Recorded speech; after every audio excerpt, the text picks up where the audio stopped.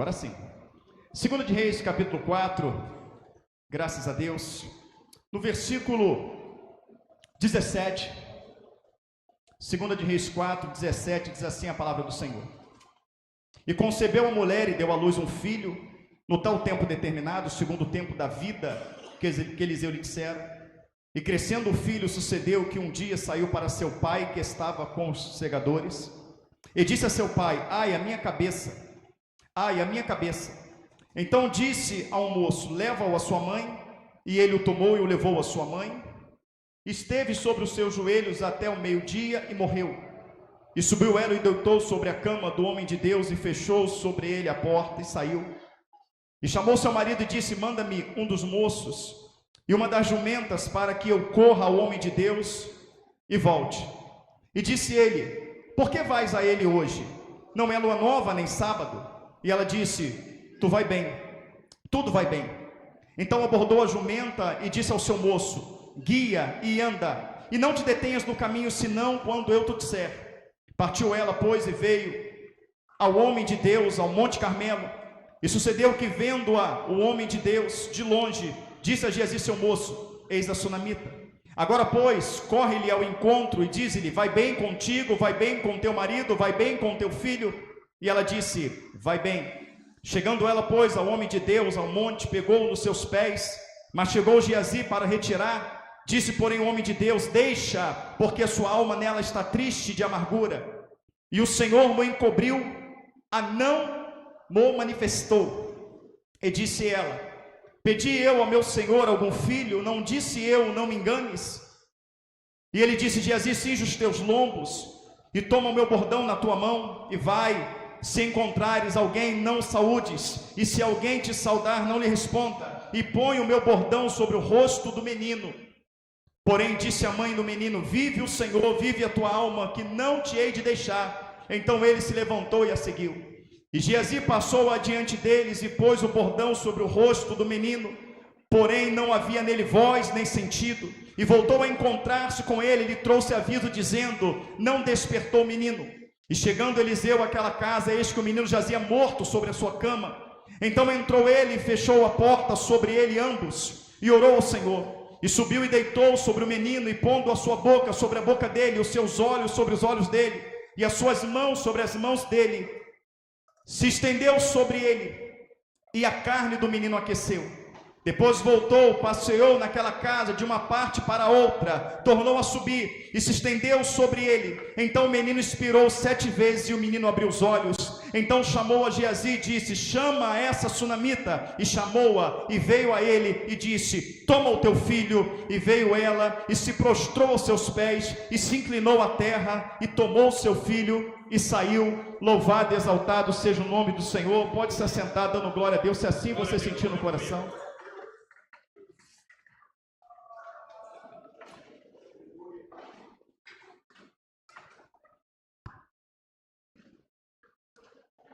Amados irmãos, a palavra é um tanto quanto bem conhecida no meio da igreja, mas o Senhor, Ele é aquele que a gente começa a pregar a palavra do Senhor no dia 1º de janeiro, e a gente começa a pregar em Gênesis, e quando chega no dia 31 de dezembro, a gente prega Apocalipse 22, começa pregando a primeira página e termina pregando a última. Quando entra janeiro de novo, você pode pregar Gênesis, que o Senhor dá muito mais revelação, porque a palavra dele é viva e eficaz, é mais penetrante que a espada afiada de 2 gumes, penetra a divisão da alma do espírito, juntas e medulas. A palavra do Senhor, ela é infinita nas suas revelações, porque a vida que tem nela é vida eterna. Mas toda a passagem bíblica, todo acontecimento, isso foi verídico, toda a passagem bíblica, todo acontecimento que Deus permitiu ter, foi para que lá na frente viesse nos dar um ensinamento. A palavra do Senhor vai dizer em Gálatas que as coisas passadas, entenda bem, as coisas passadas revelam as coisas que no futuro há de vir, são sombra de coisas que há de vir. E aqui nós temos uma passagem de uma mulher estéril, que não podia engravidar, não podia ter filhos, e que Eliseu, o homem de Deus, que na palavra de Deus tipifica o Senhor, tipifica o seu Espírito, ele sempre passava pelaquela cidade. Ou seja, estava ele ali na qualidade de profeta, levando o recado de Deus, como se fosse no dia de hoje um homem que saía porta a porta a evangelizar, porta a porta a falar da grandeza, a falar do poder de Deus. Então Eliseu, ele fazia este papel, comandado ele pelo Espírito Santo de Deus. No momento, amados irmãos, que o Senhor não se revelava a todos, no momento que o Senhor falava com o povo através dos seus profetas, amém? E depois através dos seus sacerdotes. Então não era nos dias de hoje que eu e você temos acesso ao Pai, que eu e você podemos dobrar o joelho no nosso quarto, orar a Deus, não é isso? E ter acesso à sala do trono. Naquele momento não, o Senhor falava, dando o recado através de alguém. Por isso que quando Cristo ele morre na cruz do Calvário, o véu é rasgado de cima a baixo, porque o véu que divide o lugar santo dos santos, o véu, ele tipifica, amados irmãos, o meu e o seu pecado, que fazia divisão entre o homem e Deus. Mas no momento que Cristo vai na cruz do Calvário, aleluia, a barreira que nos separava, ela é cortada, aleluia, ela é retirada, o pecado ele é perdoado, dando acesso, aleluia, a todos, de clamar a Deus, e Ele te ouvir, e Ele te responder. Mas neste momento, não era desta maneira. E o Senhor por diversas vezes quis ele se manifestar para a mulher de Sunem. A Bíblia não relata o nome dela, é chamado de Sunamita, porque ela vivia em Sunem. Então, amados irmãos, presta bem atenção que diversas vezes o Senhor passou por ela. Ela reconhecia que ele era homem de Deus, ela reconhecia que ele trazia a palavra de Deus, mas ela nunca havia aberto a porta para ele entrar. Você pergunta para as pessoas lá fora: você crê em Deus? Eu creio. E Jesus Cristo, Ele é o nosso Senhor, o nosso Salvador. Mas a maioria delas não abre a porta para que Cristo venha entrar, para que Cristo venha fazer morada. Respeita como Deus, sabe que é Senhor, sabe que é Salvador, mas ainda não tomou a decisão de abrir a porta do seu coração. Até que no momento, ela com seu esposo, em sua varanda, vendo Eliseu passar, ela diz para o seu marido: eu vejo que este que passa sempre por nós é um santo homem de Deus. Façamos-lhes, pois, aqui um quarto, colocamos neste quarto uma cama, uma cadeira, uma mesa, um candeeiro, para que toda vez que esse homem venha passar pela cidade, ele venha entrar em nossa casa, aleluia, para que nesta casa ele venha achar descanso. Louvado seja o nome do Senhor Jesus Cristo. A palavra do Senhor vai dizer, amados irmãos, no Mateus 7, capítulo 24, que todo aquele, pois, que escuta estas minhas palavras e as pratica, assemelhá-lo-ei ao homem prudente, que edificou a sua casa sobre a rocha. Sopra o vento, cai a chuva, desce os rios, combate aquela casa e ela não cai. Mas todo aquele, pois, que escuta estas minhas palavras e não as pratica, assemelhá-lo-ei ao homem insensato, que edificou a casa sobre a areia. Sopra o vento, cai a chuva, desce o rio, combate grande a sua ruína. Então o Senhor, Ele está comparando a vida com uma casa, amém? A palavra do Senhor fala que o espírito maligno, ele sai de uma pessoa, ele passeia por lugares áridos, voltando, encontrando a casa varrida, vazia, adornada, ele volta com 7 pior. Então quando a Bíblia fala, aleluia, lá em Pedro, ele fala que eu e você somos casas espiritual. Então quando a Bíblia fala de casa, ele está falando da minha e da sua vida, amém? Ele está falando da minha e da sua vida.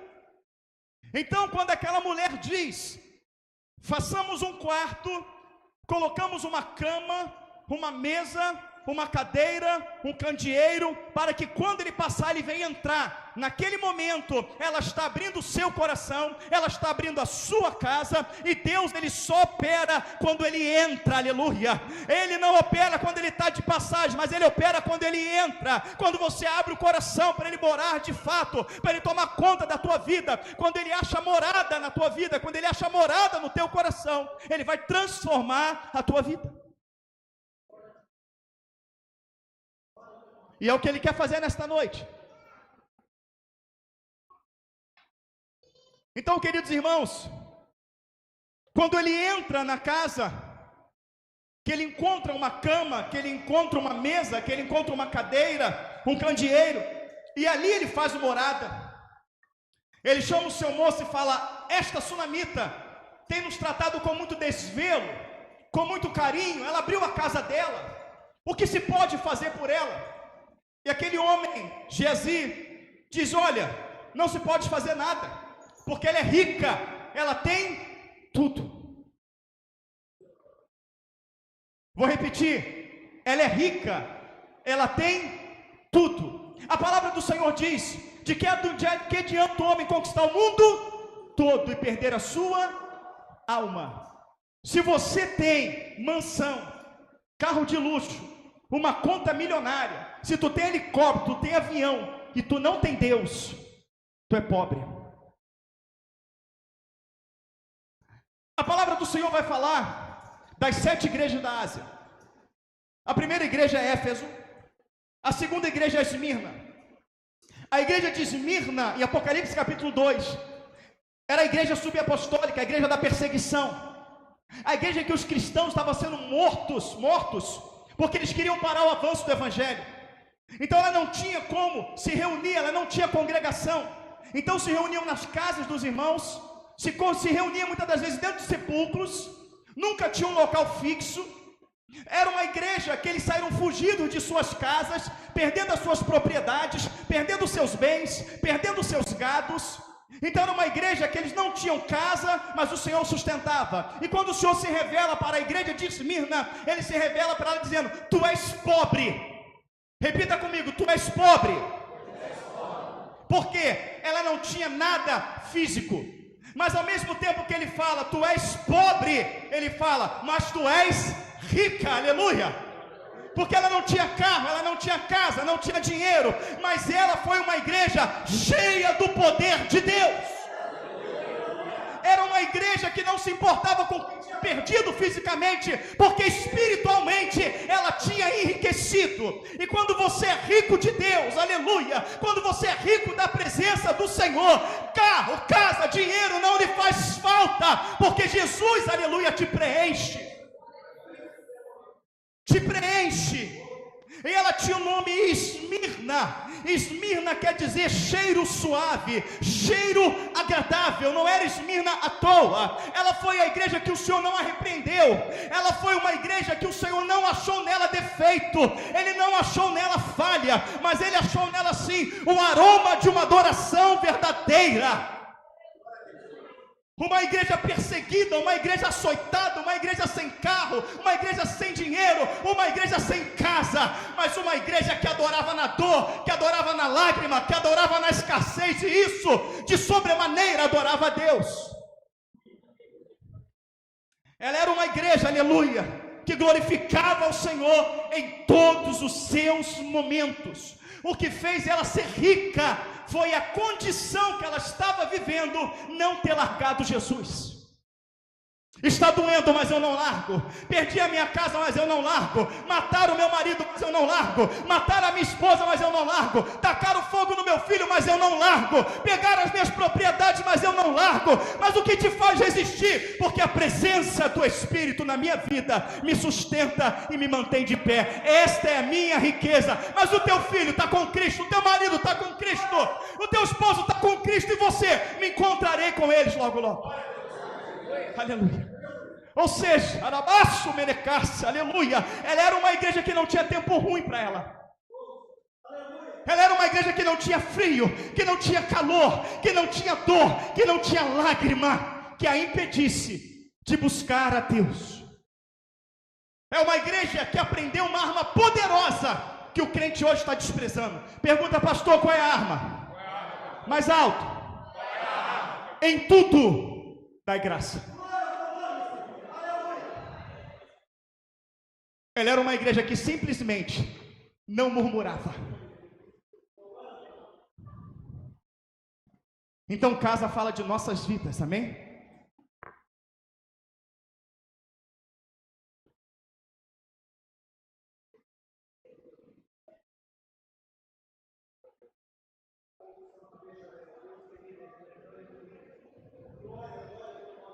Você que ainda não aceitou Jesus, Ele está batendo todo dia na tua porta. E você que um dia abriu a porta, tem que se perguntar hoje se ele ainda está aí dentro. Porque a maior mentira do diabo,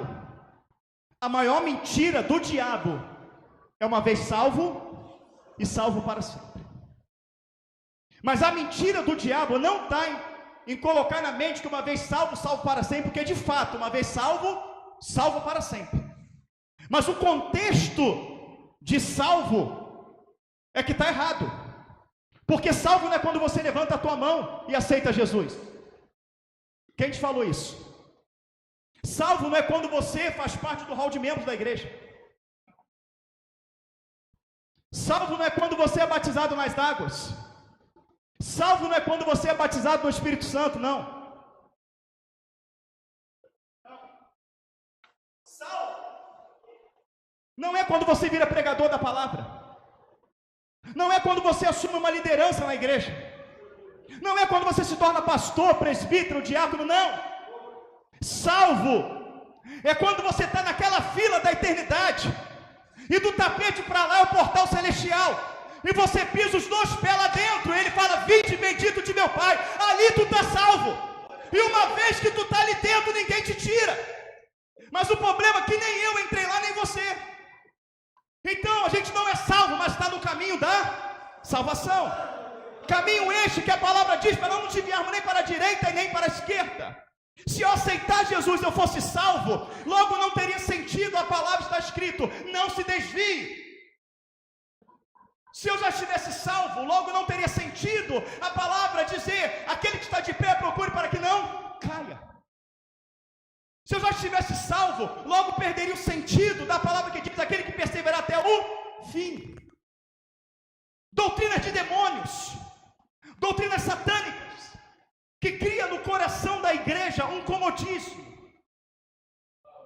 que cria no coração da igreja: não, se Jesus voltar, arrebatar a igreja, eu ficar, é só eu lutar aqui, não aceitar a marca da besta, eu não aceitar o anticristo, eu vou para a glória. Querido, o celular te vence, o Big Brother te vence, um palavrão te vence, um pensamento te vence.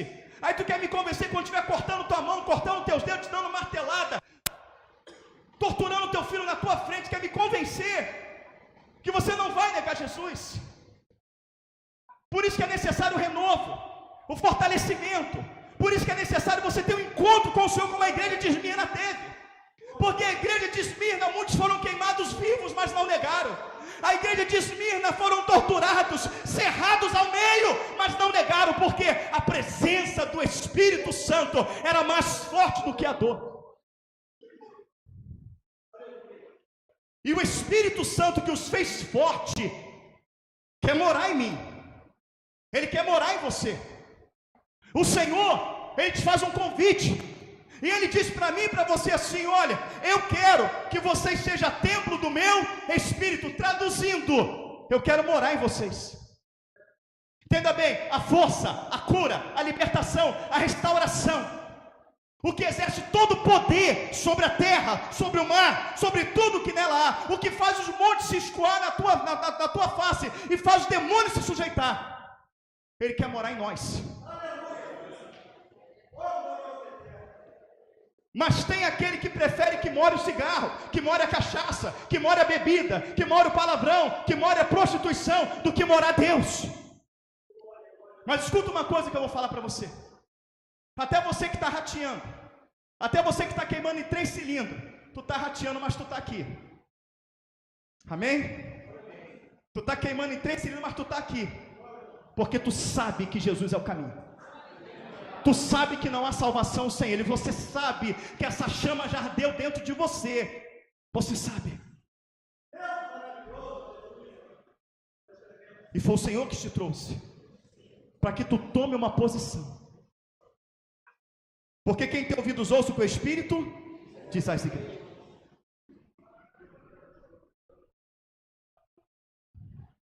O Senhor está aqui, amém?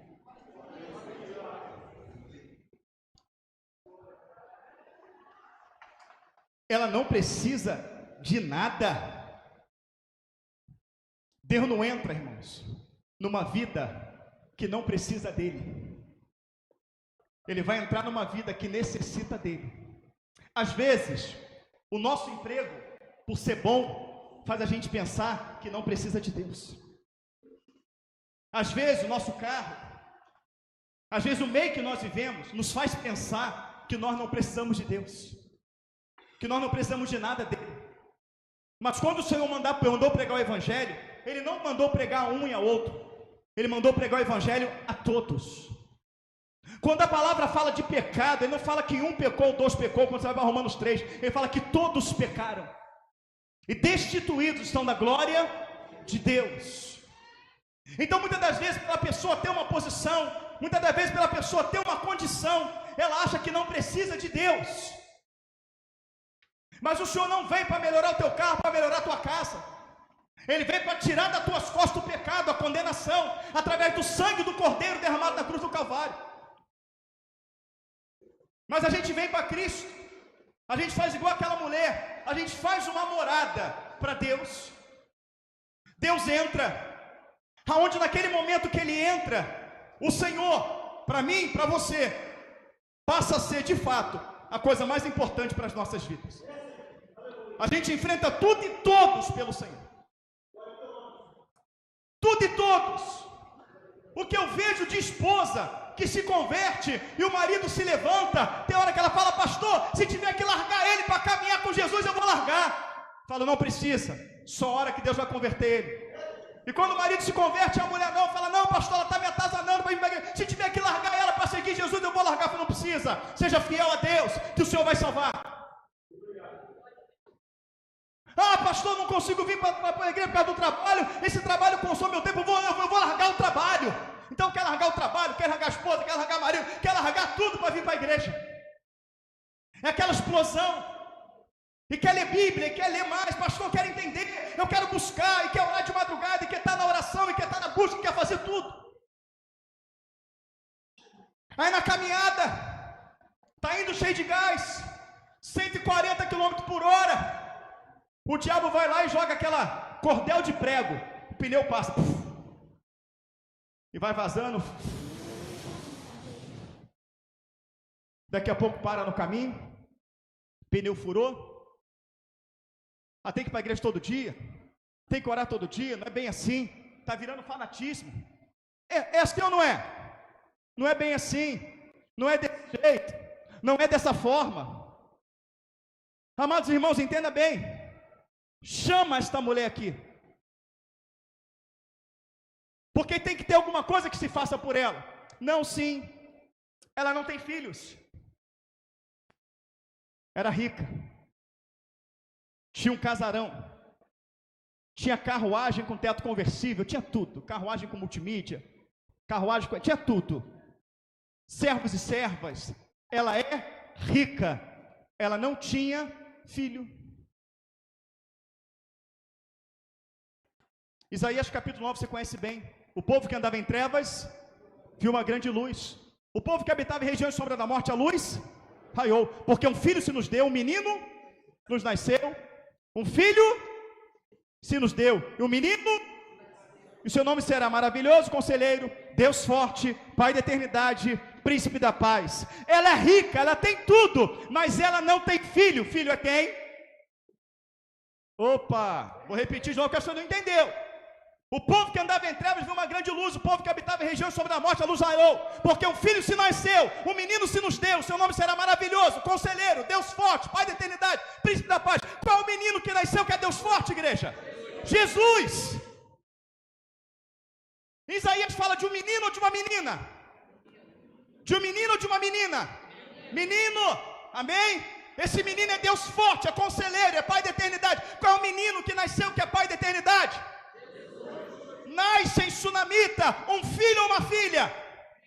Então quando fala ela não tem filho, está dizendo, ela é rica, mas ela não tem Jesus. Ela é rica, mas ela não tem salvação. Ela é rica, mas nela não gera vida. E Deus entra na minha casa, na sua casa, para quê? Ele entra na nossa vida para nos formar engenheiros. Ele entra na nossa vida para nos formar advogado. Ele entra na nossa vida para nos dar um carro, para nos dar uma casa, para nos fazer cantor, cantora. Não, Ele entra na nossa vida para tirar a morte. Ele entra para nos dar vida. Ele entra para nos salvar. Ele entra para que eu e você seja gerador de vidas. Ele entra para que eu e você seja gerador de vidas. Entenda bem, irmãos. Entenda bem. Quem é fecundado pelo Espírito, aleluia, Escuta, quem é fecundado pelo Espírito produz vida. Presta bem atenção no que eu estou lhe falando. Se você é fecundado pelo Espírito Santo de Deus, tem que gerar vida. Fala, pastor, traduz. Tu tem que ganhar alma. Crente que não fala de Jesus, crente que não prega no mercado, que não prega na escola, que não prega na faculdade, que não prega no trabalho, que não prega na rua, é crente que não gera vida. Se ele não gera vida, é porque a vida não está dentro dele. Eu estou no meio de pessoas, eu falo de futebol. Eu estou no meio de pessoas, eu falo de política. Eu estou no meio de pessoas, eu falo de filme. Eu estou no meio de pessoas, eu falo de Bolsonaro. Eu falo de Lula. Eu não tenho vida gerada dentro de mim. Mas quando você tem Jesus, aonde tu estás, aleluia, Jesus é o assunto. Salvação é assunto. Vida é assunto. Resgate é o assunto. Toda vara em mim.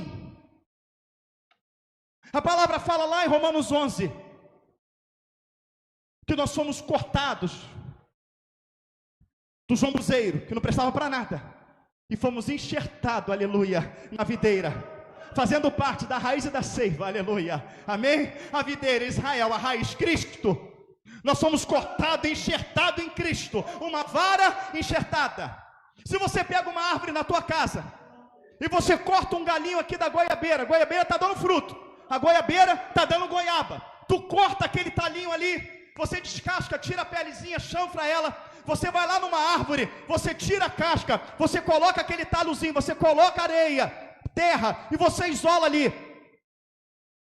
Passa 10 dias, aquele galinho de goiabeira, que foi enxertado na mangueira, tu vai puxar, ele está cheio de raiz. Aí você pega aquele galhozinho, você planta aquele galhozinho pequeno, que você arrancou, da onde estava frutificando, aquele galhozinho pequeno, começa a dar fruto, igual aquela árvore grande, amém?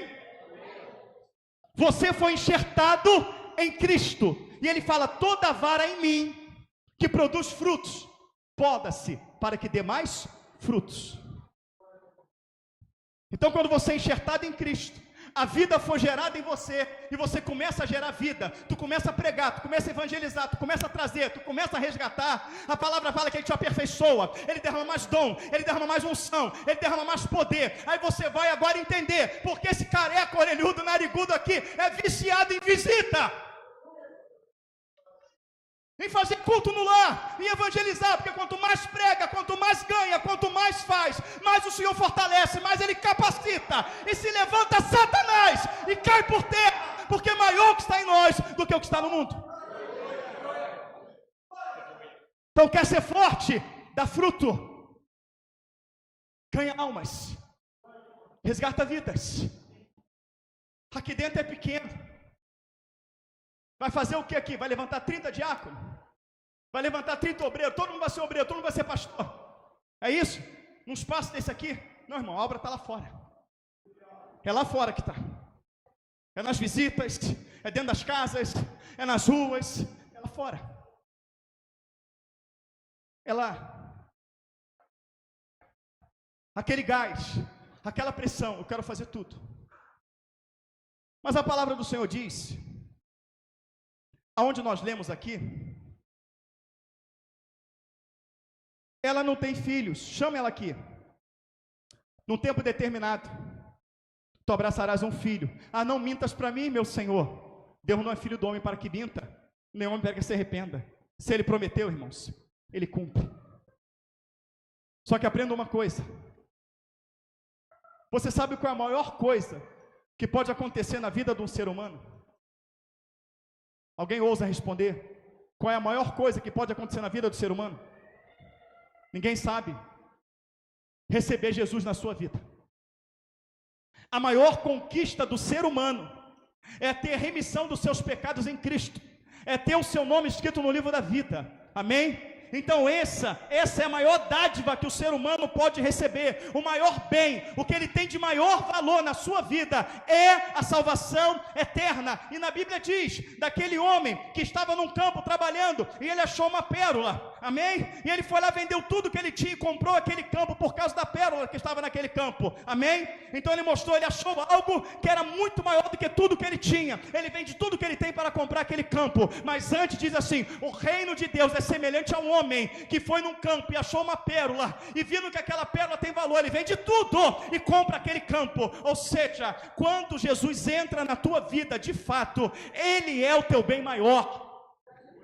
Quem concorda, diga amém. Amém. Quem concorda, diga amém. Amém. Você concorda que isso é muito? Quem muito é dado, quem muito é dado,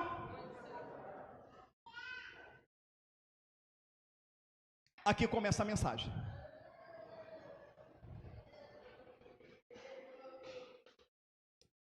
O dinheiro que aquela mulher tinha não abriu a sua madre. A mansão que aquela mulher tinha não abriu a sua madre. O prestígio que aquela mulher tinha não abriu a sua madre. A linhagem familiar dela, importante, não abriu a sua madre. Mas o Espírito Santo de Deus, quando entra, a madre dela abre. E naquele tempo, uma mulher que não tinha filhos, ela era uma mulher com valor ou sem valor?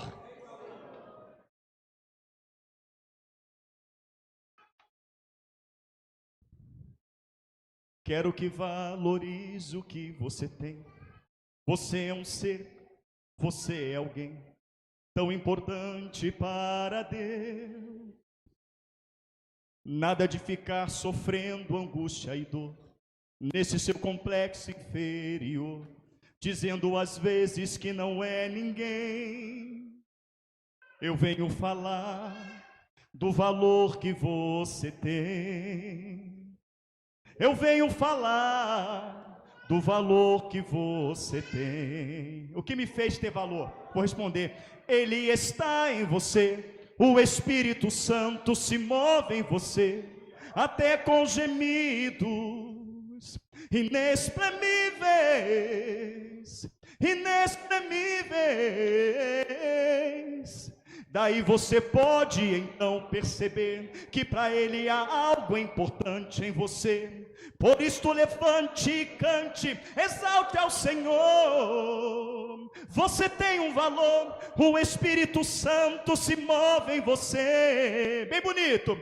Você tem valor, o Espírito Santo se move em você. Amém, queridos?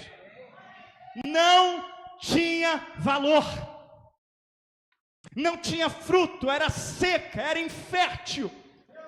Eu vou te falar o que era uma vida de uma mulher sem filho. Ana se ajoelha perante a escada do templo. Eli a tem por embriagada, e Eli fala: sua cachaceira embriagada, que você está fazendo bêbada aqui na escada. Ela: não, meu Senhor, eu não estou embriagada, eu estou colocando diante de Deus a minha amargura. Era uma mulher amarga, porque aonde não tem vida, tem amargura. Quando os profetas, eles bebem água, eles tomam aquela sopa, e aquela sopa é feita com uma erva amarga, eles cospem e falam: morte, morte na panela. Mas aí vem o homem de Deus, do mesmo, e ele vai lá e toca, aleluia, pode comer agora, agora dá para comer. Aonde Jesus toca, tem vida. Então ela era infértil, ela era seca, ela era triste, ela era condenada, porque não tinha filhos. Comecei a pregação, tá? Mulher é símbolo de quem? Mulher é símbolo de quem? Por que a palavra fala que a árvore se conhece pelos frutos? Porque diz a Bíblia que a árvore que não produz frutos, a árvore que não produz frutos, aleluia, amém? Árvore que não dá fruto é morta, não tem vida. Irmãos, o Senhor entra e aquela mulher vira frutífera. Mulher é símbolo de quem? Mulher é símbolo de quem? Igreja tem que gerar vida. Igreja tem que gerar almas. Pregue para o seu vizinho. Quando, pastor? Em tempo e fora de tempo. Pregue para o seu amigo de trabalho. Pregue na sua escola. Pregue para os seus parentes. Pastor, o senhor não sabe como é que é duro o coração do meu marido. Pastor, o senhor não sabe como é que é duro o coração da minha esposa. O senhor não sabe como é que é duro o coração da minha avó. O senhor não sabe como é que é duro o coração do meu avô. Pastor, o senhor não sabe como é que é duro o coração do meu vizinho. Olha, o coração do meu patrão é de pedra. A Bíblia fala que nos últimos dias as pedras clamariam. Então é nesse momento que tu vai pregar para ele, porque o Senhor fala que as pedras clamariam. A Bíblia fala mais, que o Senhor vai tirar o coração de pedra, aleluia, e vai colocar o coração de carne. Tu acha difícil? O Deus que te manda pregar é o Deus do impossível. Amém? Pregue. Você só vai saber. O não você já tem. O não você já tem. Amados irmãos, que alegria. Cumpriu o que o Senhor falou e ela foi mãe. Pode aplaudir Jesus? Ela foi mãe. Aleluia. Ela foi mãe.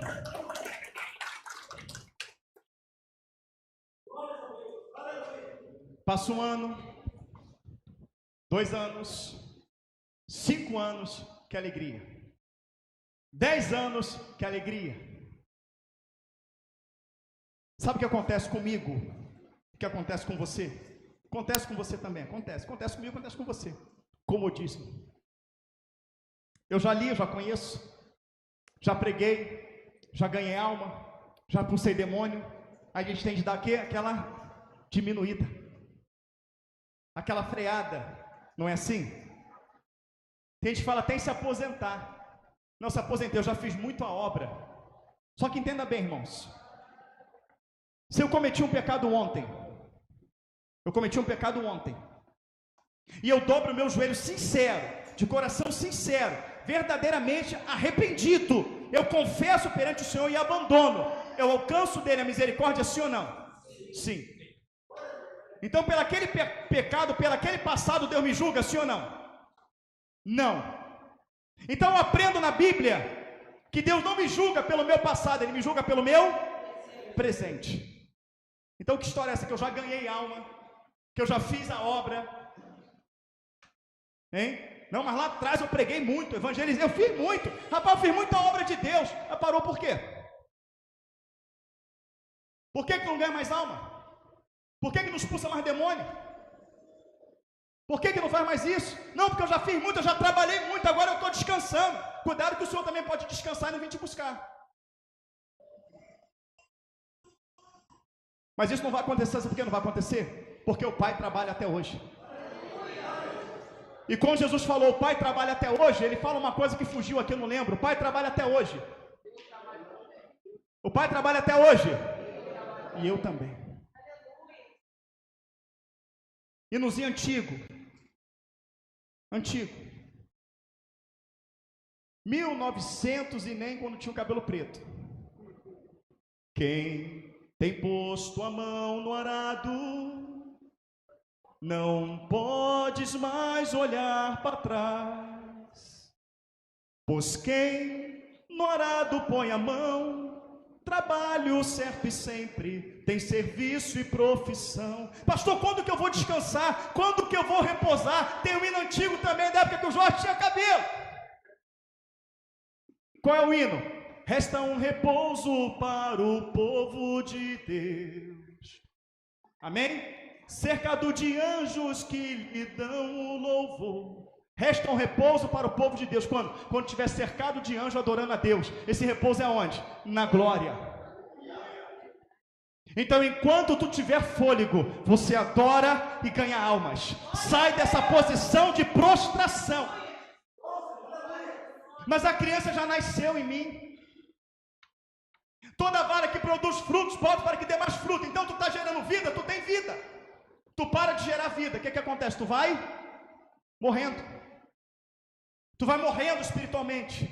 Vai morrendo espiritualmente. Deixa eu falar para você uma coisa. O chamado, ele é individual. Nunca se escolhe no chamado de ninguém. Nunca se escolhe na vida de ninguém. O chamado é pessoal, é particular.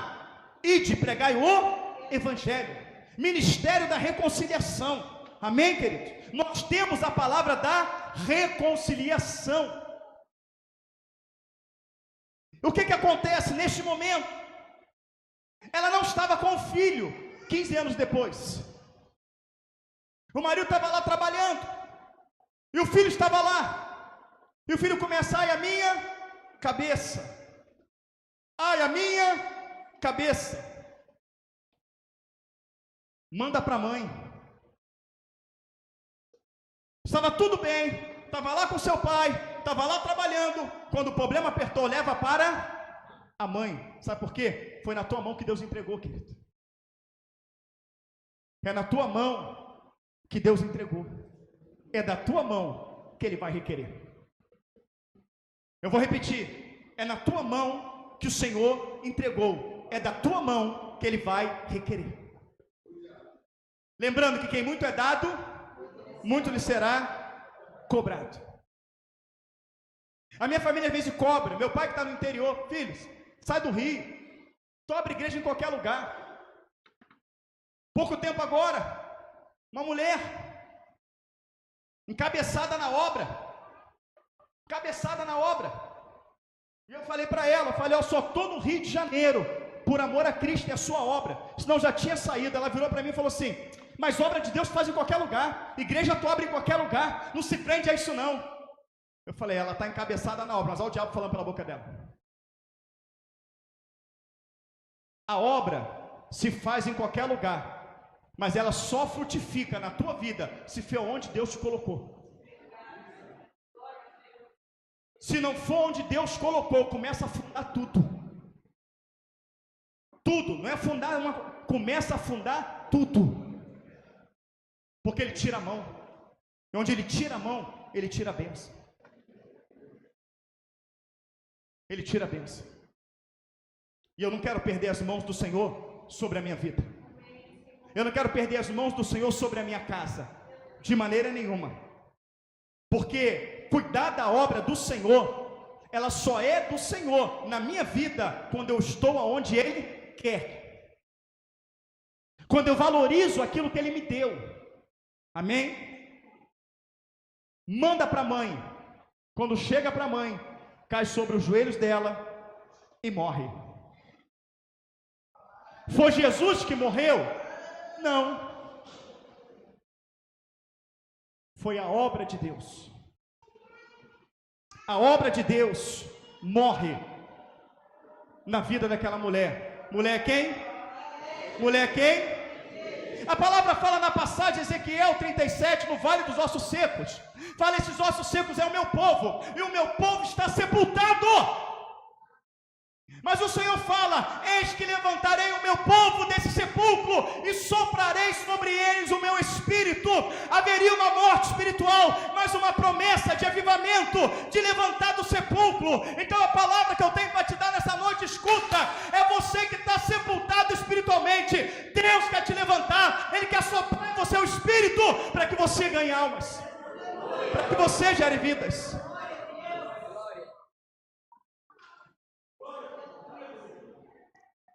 Aleluia. Mas de que maneira que isso vai acontecer? Como que isto vai acontecer? Volta lá no início do capítulo 4.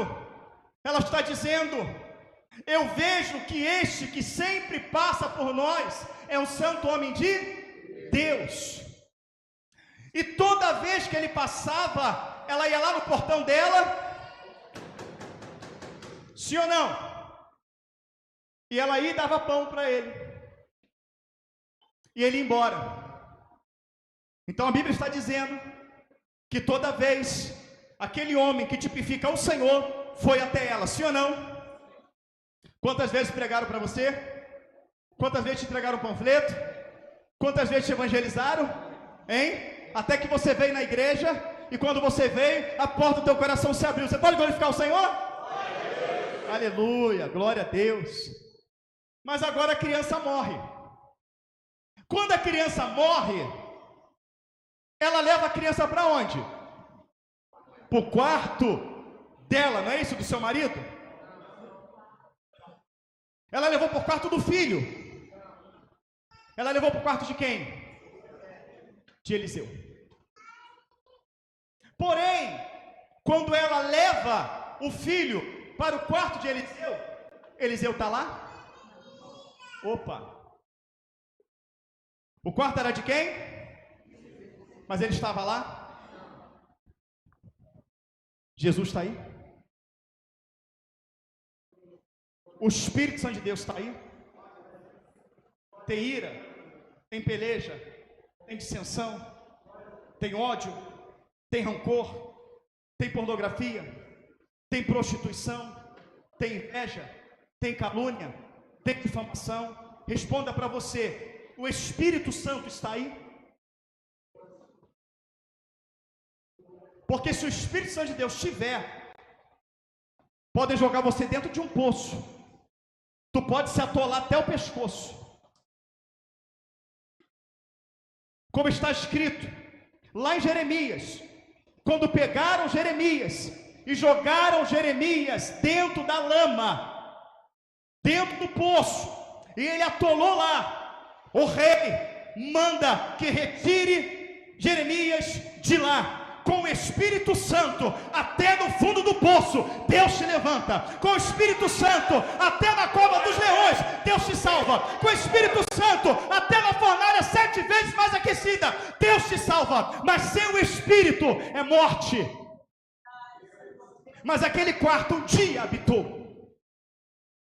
Um dia habitou a cura, um dia habitou a libertação, um dia habitou a salvação, um dia habitou o batismo com o Espírito Santo, um dia habitou a autoridade para expulsar demônio, autoridade para pregar a palavra, um dia habitou a presença de Deus naquele quarto. E quando ele habitou naquele quarto, que a tradução de quarto é coração, Mateus 6,6, entra no teu quarto, fecha a tua porta e fala com teu Deus, o Deus que vem secreto te recompensará. Quarto faz alusão ao nosso coração.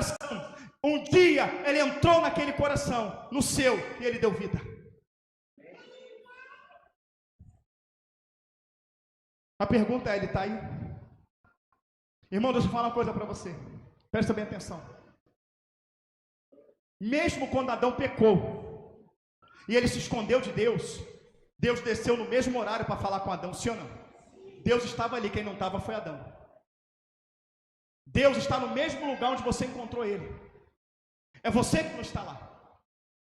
Deus está quando você ora. Deus está quando você lê a palavra. Deus está quando você congrega. Deus está quando você prega. Deus está quando você busca. Foi Adão que se escondeu de Deus. Quando você peca, quando você erra, você arruma 1000 desculpas para não vir para a igreja.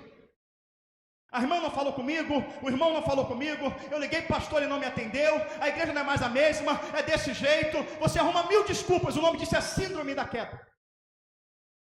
Está em falência espiritual, a mesma já foi decretada. Morreu aquela criança. Quando morreu, já sei o que eu vou fazer. Faz o quê? Vou levar para o quarto do homem de Deus. Aconteceu alguma coisa? Quando ela deita a criança lá, aconteceu alguma coisa? Nada. Porque coração vazio de Deus não tem milagre.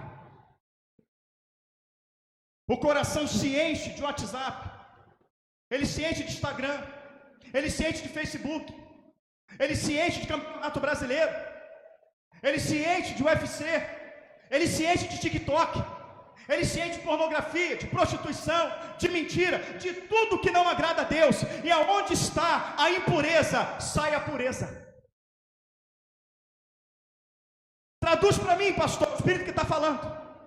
Vem as lutas, vem as adversidades, vem as pedras de tropeço. Aí a pessoa que não está orando, que não está buscando, que não está lendo, que não está consagrando, que não vem à igreja, naquele dia que a luta vem para a igreja, aí vem aquela frente: pastor, ora pela minha vida, e ela acha que com aquela oração a vida vai mudar. Não, querido, tem Tem que encher o quarto de novo. Encher de quê? De Deus. Tem que encher a vida de Deus. Jerusalém estava destruída, as portas e as tranqueiras derribadas. Neemias chega lá, tudo destruído. Começo a obra por onde? Restaura o meu altar. Restaura o meu altar. O altar é aqui, ó. É o quarto. É o quarto. Vou começar a obra pela fachada. Não tem fachada de crente não, irmão. Tem que ter vida de crente. Eu vou começar para todo mundo ver que a minha casa está arrumada. Eu vou arrumar a fachada. Eu vou arrumar a sala, que é onde todo mundo vem. Não, Jesus quer o quarto. Ele quer intimidade. Porque ela levou para o quarto. Eu vou levar para o quarto em nome de Deus. Não aconteceu nada. Escuta o que eu vou falar para você. Deus, ele entra. Porque você abre o coração. Quando ele sai, mesmo que você não perceba, mesmo que você não tenha atentado para isso, quem tirou ele do quarto foi você. Você precisa entender uma coisa, que ela fez um quarto para Jesus, mas a casa era de quem? Ela fez um quarto para Jesus, mas a casa era de quem? Jesus entra no teu coração, mas o corpo é teu.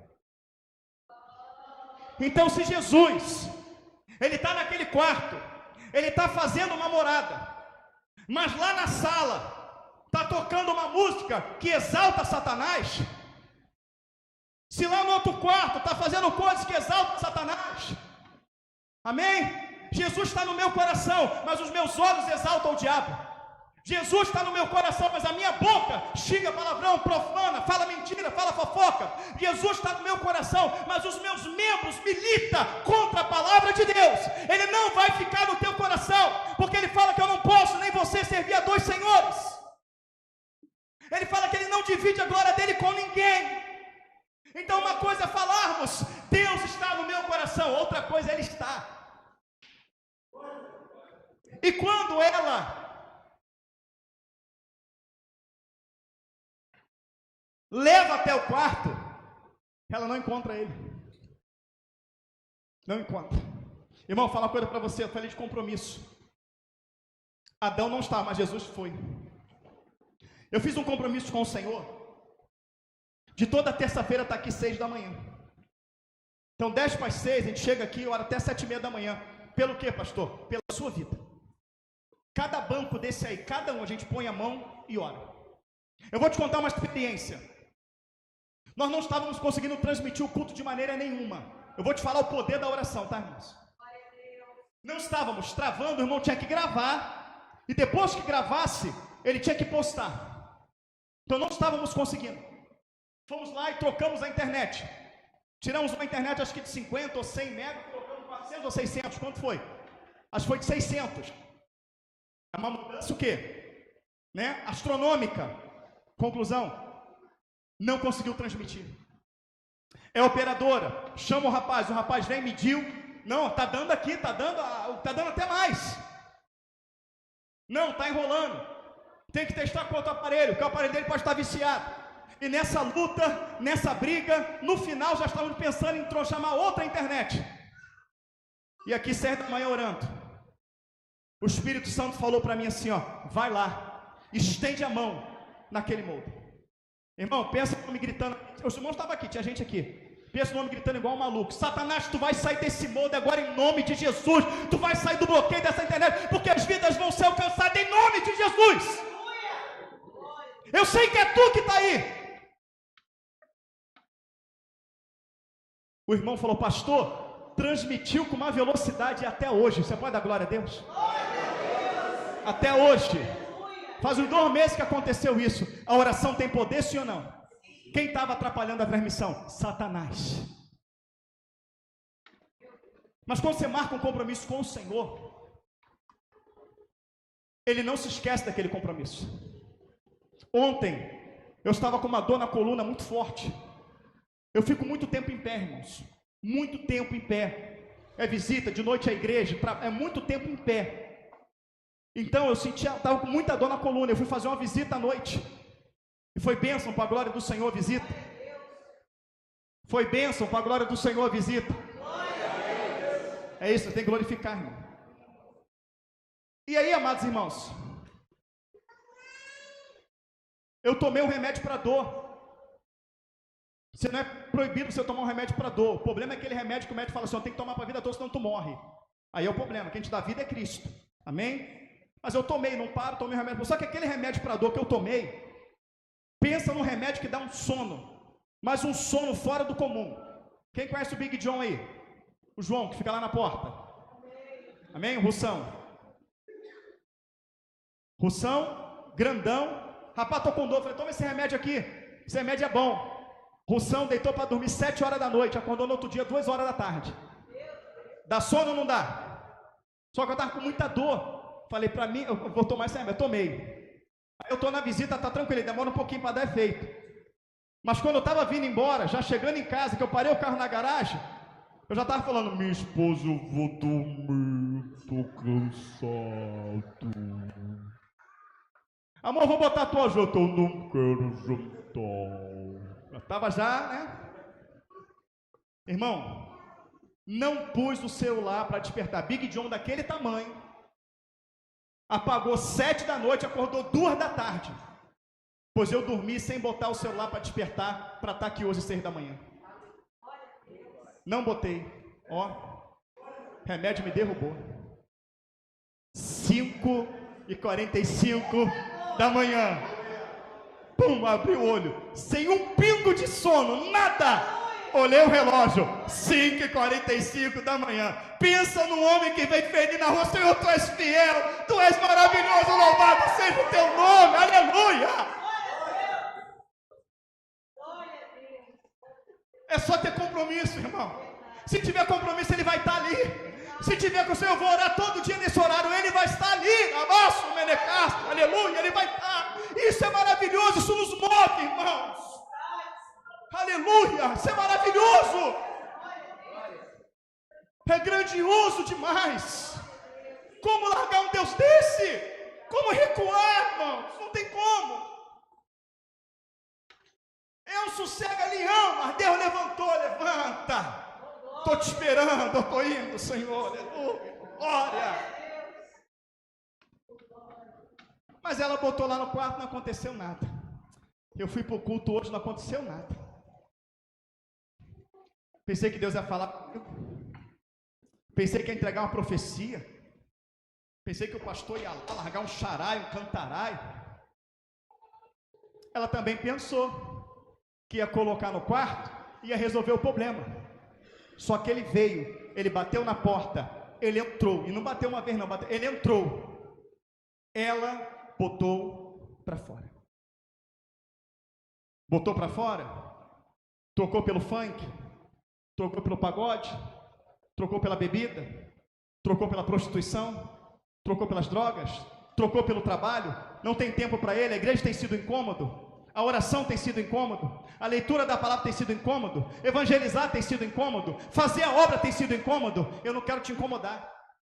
Eu vou saindo aqui, tá? Estou aqui para incomodar ninguém não. Eu não estou aqui para ser peso para ninguém, tá? Fica à vontade. Eu vou porque tem pessoas que não é incômodo, tem pessoas que quer orar, tem pessoas que quer ler, tem pessoas que quer buscar, tem pessoas que quer fazer a obra, tem pessoas que quer crescer na minha presença. Então eu não quero te incomodar. Quando ela foi, o quarto estava vazio. O que tem que fazer agora? Vai atrás. Vai atrás. E aqui, irmão, tem uma revelação. O marido fala: como é que você vai atrás do homem de Deus?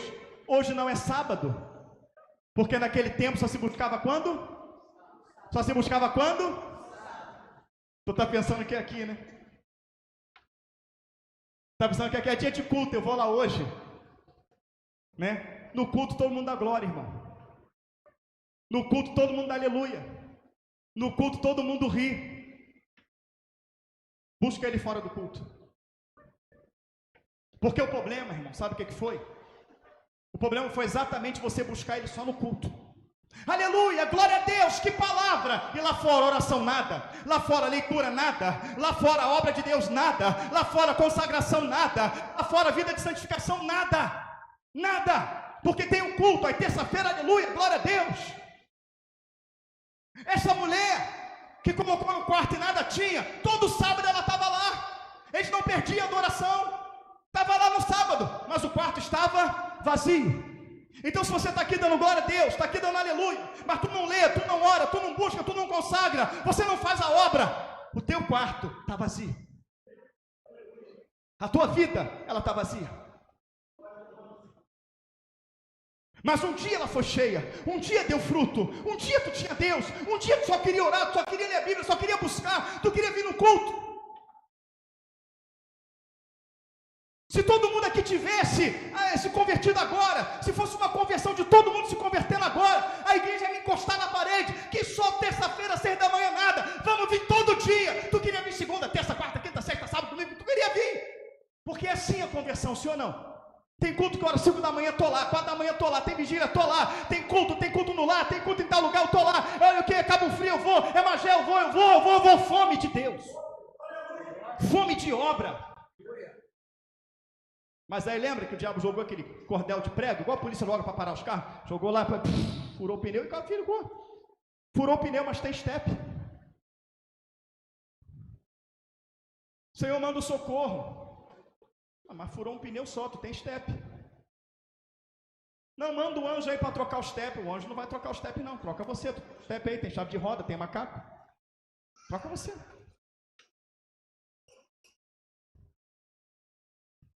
Não é sábado. Hoje não é dia de culto. O que você vai fazer lá? Não é dia de culto. Não é dia de culto. Mas todo dia é dia para buscar o Senhor. Por que só no dia de culto? Vai lá. Não é sábado, mas vai lá. Mas não é sábado. Não é lua nova. Ou seja, como é que tu sabe que ele vai estar lá? De repente não vai encontrar, tu não vai achar, vai que ele não está lá. Não tem um dia que você não vai buscar Deus, que ele vai estar lá. Jeremias 33 diz, clama a mim no sábado, eu te responderei. Não é isso? Não, ele fala, clama a mim.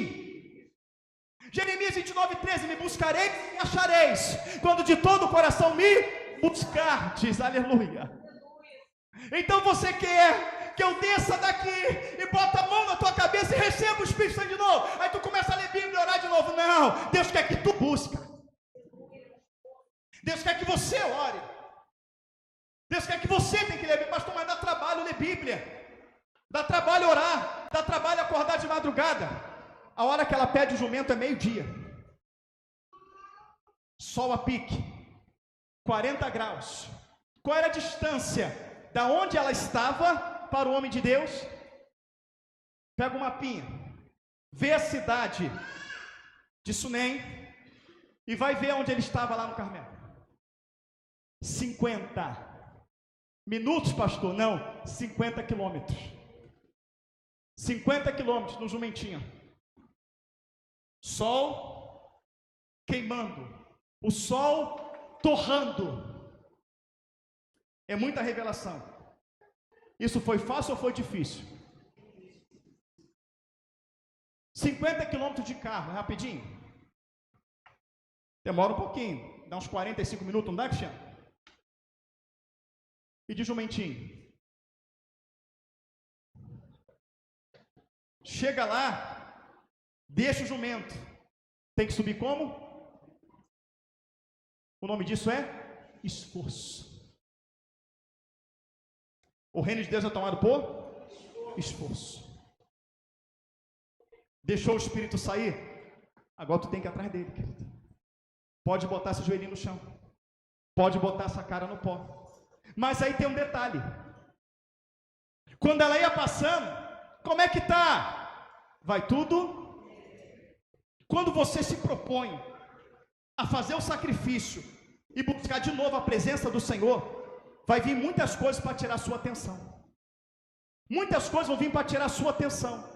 Quando Neemias estava edificando a casa do Senhor, aleluia, e a casa do Senhor tipifica a sua vida, junto com Esdras, fizeram de tudo para tirar eles de lá, fizeram de tudo para desviar a atenção deles, até que eles digam assim, eu não vou, diz para eles, que eu estou a edificar uma grande obra, aleluia. Então, quando você se posicionar, eu vou buscar, eu vou voltar a orar, eu vou voltar a ler Bíblia, eu vou voltar a me consagrar. Abanto isso, me canto e dar a paz, aleluia. O diabo vai trazer distrações, ele vai querer desviar a tua atenção. É amigo, é o colega, é o futebol, é o trabalho, é o filme que você gosta. Ele vai fazer de tudo. Mas falavam com ela e ela seguindo em frente sem dar atenção para ninguém, porque naquele momento o propósito, o alvo era Deus. Aleluia.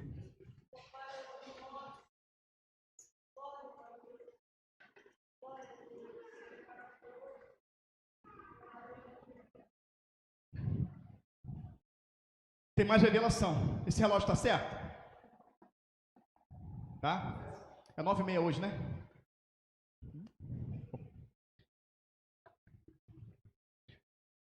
Olha, vem sunamita aí. Pergunta se está tudo bem com ela. Geazi vai lá. Está tudo bem contigo, com teu marido, com teu filho? Está tudo bem. Ali Deus provou. Sabe por quê, irmão? Quando o calo aperta. Quando o calo aperta. Sabe o que a gente faz? Corre para a irmã de oração.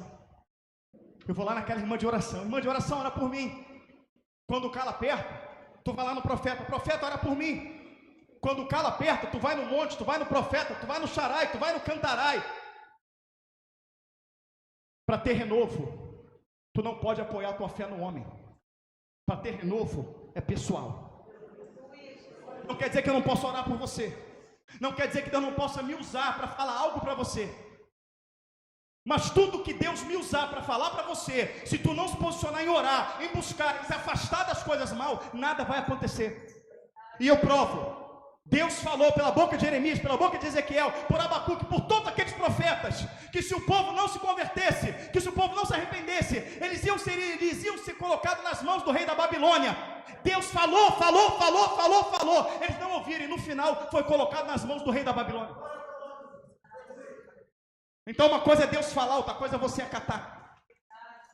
E Deus pode usar o profeta assim. Quando é que eu acato? É quando eu me humilho, é quando eu oro, é quando eu me arrependo, é quando eu me posiciono, é quando eu busco. Aleluia. Glória a Deus. Eu vou te mostrar que o homem sem mim não é nada. Vai lá, Eliseu. Vai lá com ela. Não aconteceu nada aqui não. O pastor veio na minha casa. O pastor não é mais o mesmo não. Não é não. Antigamente ele via demônio aqui, via demônio lá e botava a mão, mas o pastor veio na minha casa, não aconteceu nada. Geazi foi lá, não aconteceu nada. Nada. Porque o negócio era com ela e o Senhor. Tem coisas que é você e Deus.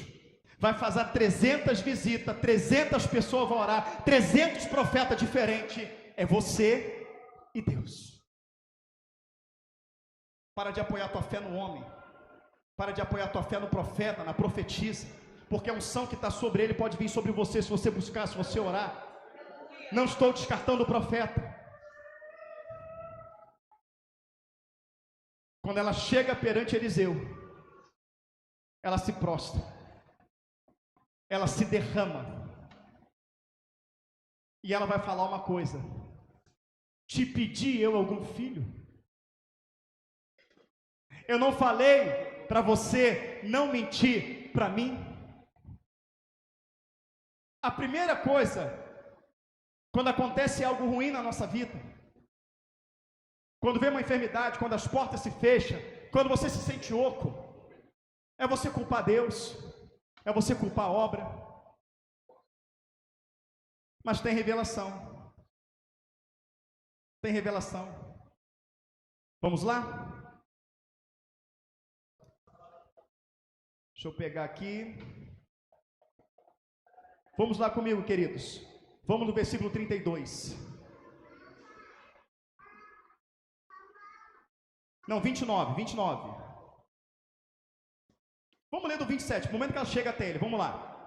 Vamos aqui, olha só. 27. Chegando ela, pois, ao homem de Deus, ao monte, pegou nos seus pés, mas chegou Geazi para retirar. Disse, porém, o homem de Deus: deixa, porque a sua alma nela está triste e amargurada. Como é que Ana estava quando estava lá no pé, em 1 Samuel, lá no pé do degrau do templo? Ela estava como? Amargurada. Porque Ana não tinha filho, não tinha vida. E por que a mulher de Sunem está amargurada? Porque a vida nela tinha se esvaído. Amém? Está amargurado, irmão? Está amargurada, irmã? Está faltando vida. 28. E disse ela: pedi eu ao meu senhor algum filho? Não disse eu, não me enganes? E ele disse a Geazi: cinge os teus lombos, toma o meu bordão na tua mão e vai. E se encontrares alguém, não saúdes. E se alguém te saudar, não lhe responda. E põe o meu bordão sobre o rosto do menino. Porém disse a mãe do menino: vive o Senhor e vive a tua alma, que não te hei de te deixar. Primeiro, ela culpa a Deus. Eu te pedi alguma coisa, tu mentiu para mim. Deus fica caladinho, não fala nada. Depois ela fala: vai lá, coloca o meu bordão. Ela está falando: se o Senhor trouxer a vida de novo, eu nunca mais vou te deixar. Significa que ela deixou. Tu viu a revelação aqui? Vai lá, cura ele, e nunca mais eu hei de te deixar.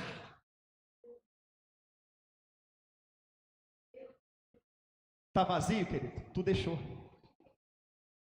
Tu deixou a oração, tu deixou a palavra, tu deixou a busca, tu deixou se persuadir, tu deixou levar. Está culpando Deus, está culpando tudo, mas reconhece. Reconhece. Reconhece que Deus opera. Geazi não consegue realizar nada, porque a obra não é feita pelo homem, mas sim pelo poder de Deus que é manifesto nele. Para de adorar o homem, para de adorar o pastor, para de adorar o cantor, para de adorar o homem, adore somente a Deus. Porque o homem sem Deus, ele não tem poder, não tem autoridade nenhuma. Aí o homem de Deus, ele entra lá. Quando ele entra lá, ele vê o menino é a obra. Amém? Aquele menino está gelado. Quando uma pessoa morre, ela fica. Quando a pessoa morre, ela fica. A Bíblia fala: quem dera fosse quente ou frio, ou seja, servo ou do mundo. Então uma pessoa do mundo, ela é fria. Uma pessoa do mundo, ela é gelada. Ela não tem Deus. Quando você é mundano, você fica gelado, você fica sem o Espírito. E aí o que acontece, irmãos? Ele deita sobre o menino.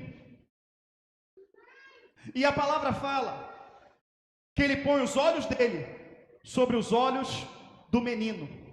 A Bíblia fala em Colossenses 3: buscar as coisas que são do alto. Buscar as coisas que são. E a palavra do Senhor diz: não porei coisas más diante dos meus. Não porei coisas más diante dos meus olhos. A palavra fala que a candeia do corpo são os olhos. Se o olho for bom, todo o teu corpo terá luz. Mas se o olho for mau, todo o teu corpo será trevas. O que o teu olho tem visto? Tu tem olhado para o alto, da onde te vem o socorro? Ou tu tem olhado o que não presta no celular? Hein? Ou tu tem olhado? O que você tem olhado? O que você tem olhado? Porque o olho daquele menino estava morto. Se o teu olho for bom, é luz. Mas se ele não for bom, é trevas. Alguma coisa matou a visão daquele menino. Ele botou o nariz no nariz daquele menino. Que tu anda cheirando, hein? Ele botou a boca sobre a boca daquele menino. Que tu anda falando? Tiago capítulo 3. Se alguém sabe dominar a sua língua, esse tal é perfeito. A língua é peçonha mortal. Um pequeno membro que tem poder de destruir todo o corpo. Está destruindo o corpo de Cristo? Olha o que você fala. Colocou o peito dele sobre o peito do menino. Cadê a couraça das armaduras de Efésios 6:10? Cadê a couraça que blinda o teu peito? Tem raiz de amargura? Tem rancor? Tem ódio no teu coração? porque alguma coisa matou a tua boca, alguma coisa matou o teu coração. Ele coloca as mãos dele sobre as mãos do menino, não é obra, alguma coisa fez a tua obra do Senhor parar na tua vida. Você pregava, evangelizava, fazia obra, agora não está fazendo nada. Ele bota as pernas dele, os pés sobre os pés do menino, alguma coisa parou a tua caminhada. Você andou por veredas tortuosas, mas ele bota os olhos nos olhos do menino. Volte a olhar para mim. Ele bota a boca do menino. Volte a falar de mim. Volte a clamar a mim. Ele bota o peito no peito do menino. Limpa o teu coração. Ele coloca as mãos sobre as mãos do menino. Eu quero te usar novamente. Ele bota os pés sobre os pés do menino. Eu quero você na minha presença. Então quando você volta a falar das coisas de Deus, quando você volta a olhar para as coisas de Deus, quando você volta a edificar a tua vida, quando tu se preocupa em limpar o teu coração, em limpar a tua mente, quando você se esforça para caminhar, não é fácil, querido, mas tem que haver um esforço. Não foi fácil, mas o esforço dela trouxe vida de novo. Quando os teus pés estiverem onde Deus quer, quando as tuas mãos estiverem fazendo o que Deus mandou, quando a tua boca estiver falando o que Deus mandou, quando os teus olhos estiverem olhando para o alto, aleluia.